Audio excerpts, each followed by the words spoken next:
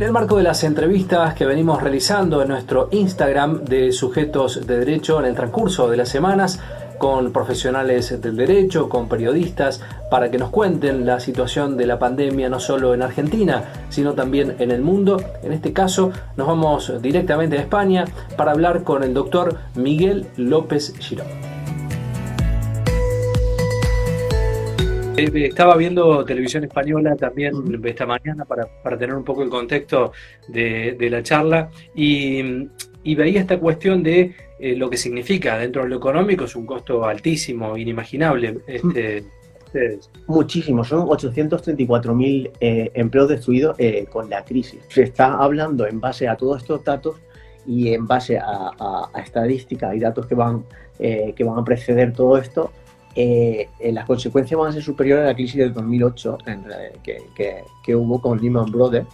En cuanto España depende mucho del sector servicios, del sector turístico, este parón para las aerolíneas, para los hosteleros, va a ser muy difícil de recuperar. Y luego, extrapolándolo al sector jurídico, debido a las medidas que se han adoptado, va a ser prácticamente igual de catastrófico. O sea, nosotros trabajamos de forma telemática desde hace bastante tiempo con los juzgados.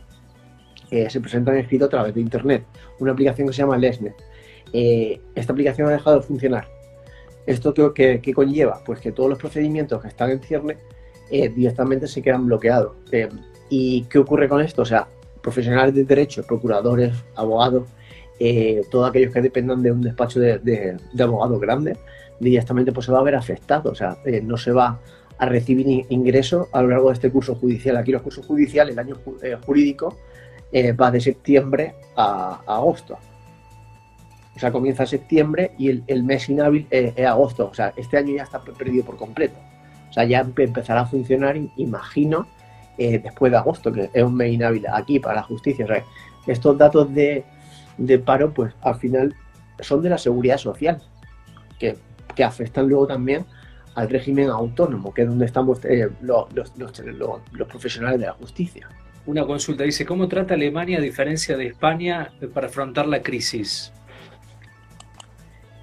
A diferencia de España, se está hablando de situaciones de mucho más sentido común. Yo creo que dentro de la Comunidad Europea, tanto Italia como España, tenemos un carácter más latino y quizá más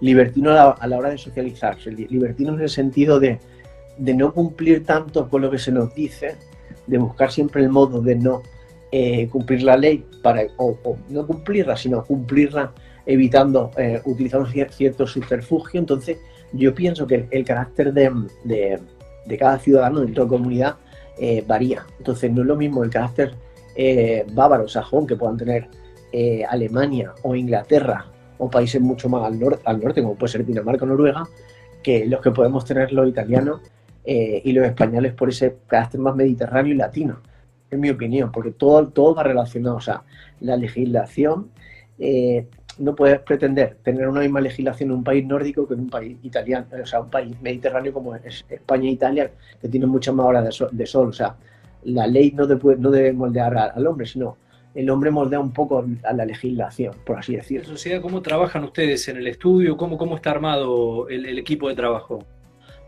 El equipo de trabajo ahora mismo cada uno está en su casa. O sea, te puedo hablar de forma genérica cómo se está haciendo. O sea, nosotros lo que estamos haciendo es dentro de una carpeta, adelantando trabajo. O sea, por ejemplo, de cada expediente jurídico se van haciendo escritos de trámite, pero van directamente a una carpeta dentro de nuestros ordenadores para cuando se levante el estado de alarma directamente poder presentarlos. Pero ¿qué ocurre con esto? O sea, una vez todos los abogados, entonces a cada despacho presente todos sus casos que van como el mío a una carpeta para presentarlo a posteriori, o sea, va a haber tal colapso en el juzgado que tampoco se va a poder hacer de un para otro. O sea, van a tener que marcar unas pautas para no colapsar el sistema informático, el servidor informático que tiene la administración. O sea, ese es otro problema. Miguel, consulta con respecto a las fronteras, la ley se aplica, ¿cómo están con ese tema? Sí, en ese sentido cerrar las fronteras. O sea, la aerolínea, por ejemplo, ya no hay vuelos de Italia a España. En ese sentido hay bastante control y no hay tránsito de un país a otro. En Argentina el gobierno se está manejando con DNU porque no sesionan las cámaras. ¿Cómo se manejan allá? ¿Con decretos presidenciales? ¿Cómo se están aplicando las Vale, sí, leyes? aquí se está aplicando lo que se llama un Real Decreto, que creo que allí lo llamáis decreto DNU, decreta ¿cómo? necesidad de urgencia. De necesidad de urgencia, ¿no?